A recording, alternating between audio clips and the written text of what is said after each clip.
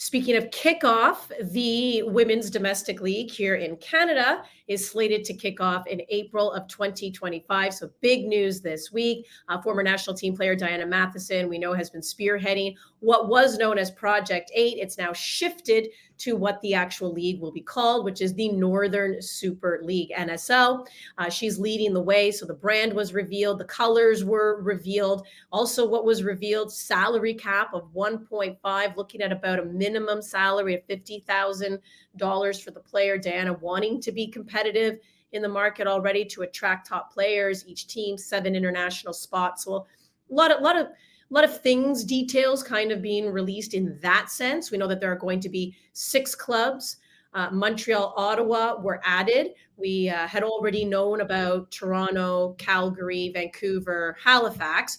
So now we're going to have 6 teams with the possibility of the 2 to make it 8 joining in 2026. There's a lot of positivity right now, Ollie. There's a lot of excitement around it, a lot of excitement in general around women's sports. But if you're anything like me, until you kick that ball, I'm always like, I got questions, right? So I don't know if you have any questions still leading into it. Yeah, well, I think the 2 big ones for me, one has kind of been answered now. When I look at any startup league, I think it was the same with the CPL. Like, number one, I'm looking at who are your ownership groups, and they seem to have done a really good job with that. Like in this country, as we've seen with the CPL in recent years, finding 6 independent ownership groups is no small feat. So congratulations on that front. I think they've done a really good job to get that in place. Hopefully those groups are committed. Hopefully they have the resources to back this through the first few years, because that's always going to be needed when you start something like this. But on paper, they seem like they've done really well there. And then the second question is the broadcast partner. Like, that's your biggest partner and a big source of investment and exposure, and obviously all the rest of it for your league. And that's now, I think, the kind of big question that's in front of the Northern Super League ahead of launch next year. The timelines are pretty tight.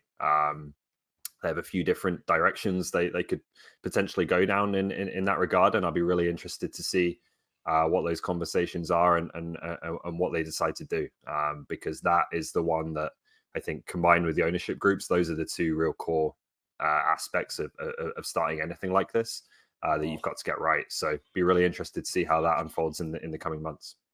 You're missing a couple things though there, and the branding's great, the excitement's great. I'm thoroughly looking forward to having more professional football played in this country, but there's 2 big things that need to be answered. Well, 2.5. Let's go there, and I'll start off with a half, because Ollie mentioned it with the ownership groups. How deep are the pockets here? Because that's what it comes down to. What can you spend, and how much are you willing to lose to inevitably make? Because when you hear a $1.5 million salary cap with coaches and staff and every single other cost that runs coming into that comes along with running a professional sporting team or franchise, there's a massive commitment that is required, and they need to be prepared to lose to eventually make, hopefully, fingers crossed. Facilities. That's the biggest one. And it's the biggest problem with our country. This isn't specific to the NSL here. This is across the board. Where are teams going to play? Are the facilities up to standards? Playing standards, broadcast standards, for a good atmosphere, a good environment for the fans? What kind of surface are players going to be playing on? That is a massive question when it comes to this. And finally, the biggest one is, and it kind of relays into the owners and how much you're willing to spend. What are the budgets? What are those estimates? How do the budgets work? I've tried to do some digging around and asking, because I'm curious, being journalists, being people that cover the game in this country, you want to know what those plans look like. And I haven't heard of any budgets or plans being submitted to the Canadian Soccer Association or to CONCACAF at this point. So perhaps they have, perhaps we're just not hearing it, but making sure that you budget appropriately to be competitive against 3 other domestic women's leagues now in North America.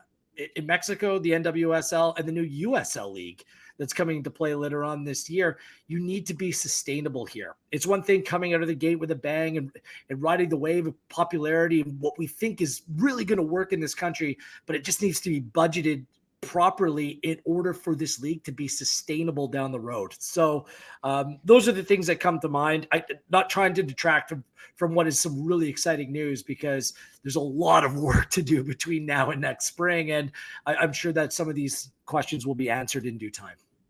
Yeah, I'm for sure. There are so many things. We had these questions heading into the CPL, and you're right. When it comes to facilities, I mean, the CPL is still trying to find more of these intimate stadiums, trying to get land, trying to build that permission to do so.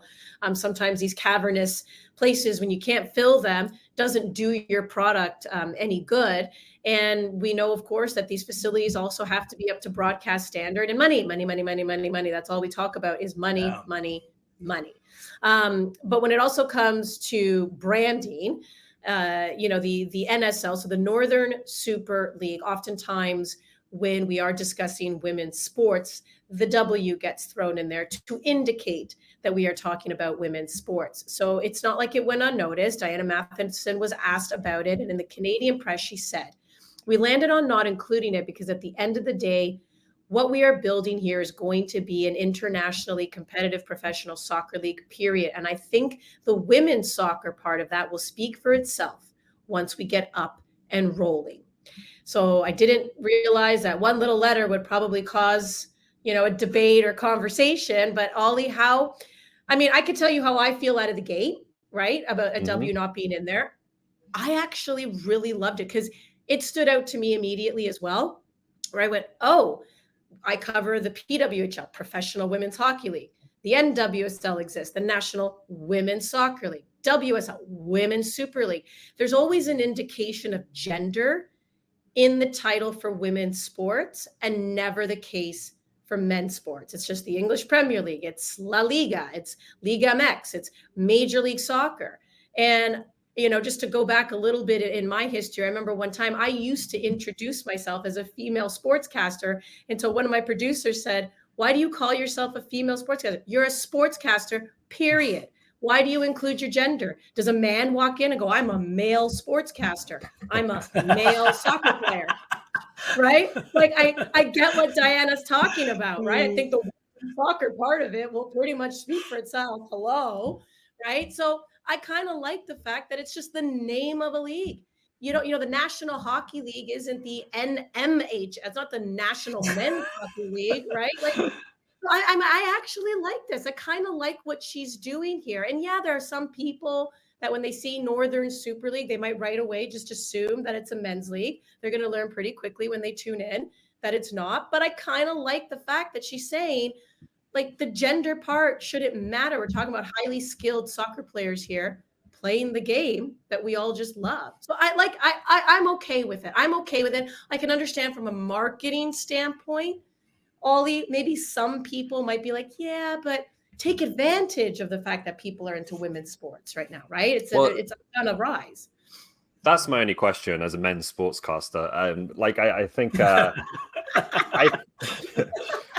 I think what you said, Andy, like a lot of people will agree with. Diana seems to feel the same way, and I totally get that. And I would guess that they've done a lot of homework and research on this, and have put a lot of thought into it. My only question is that narrative starting to like change a little bit now, where calling it a women's league is being seen a little bit less as like this is like the little sister of the NBA or whatever, to now people are like, we love women's sports. We want to celebrate this. We want to be part of this. And it's actually now turning into a positive thing to have that association. I don't know. That was my only thought with it. But I can understand, why people would want to just go neutral and, let the sport do the talking here. The only tricky thing they're going to face is NSL is very similar to NWSL, and they're going to be competing for players, aren't they? Like, there's going to be people that are inevitably just going to put NWSL when thinking NSL. It's not the name of the league. I actually quite like the name of the league. It's like the acronym. It's like forget NASL. That's a whole other story. But NWSL is alive and kicking and growing right now. So it's very similar. I guess that just means it's up to us to continue hammering home. NSL is Northern Super League. All right, gentlemen. Super. That was our Visa Women's segment. All right, so let's turn our attention. Well, we're going to stay with the women, actually. It's the Canadian women's national teams. As we know, they're going to begin soon. Their 2 games against Mexico.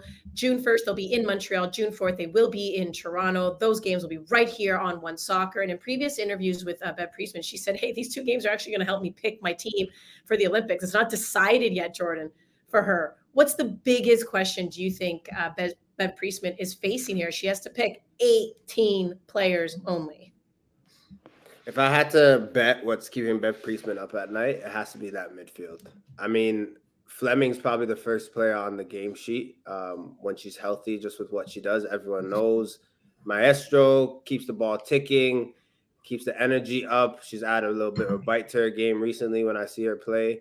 Great. Who is partnering with her? Is it Quinn? They're a great passer, have good vision, but maybe not the strongest in terms of stamina and legs. Is it Awujo, who has the legs, maybe a bit green in certain aspects of her game, but has like the robust nature and has a little bit of legs and can go by someone?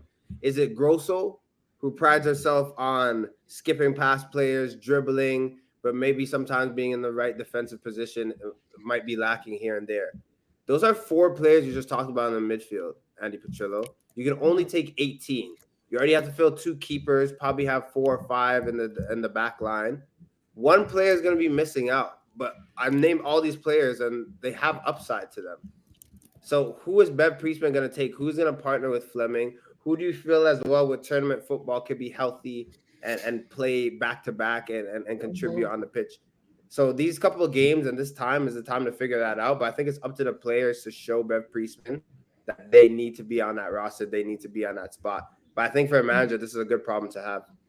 Great problem. She'll have those 2 games against Mexico. We know once she gets out, she's already planning on having a camp like in Spain. We know she loves her behind closed doors matches. July 3rd is when they have to get that roster in. I wouldn't be surprised if she makes the announcement July 2nd. I wouldn't be surprised if she pushes it to the very end. Bev wants to see her players.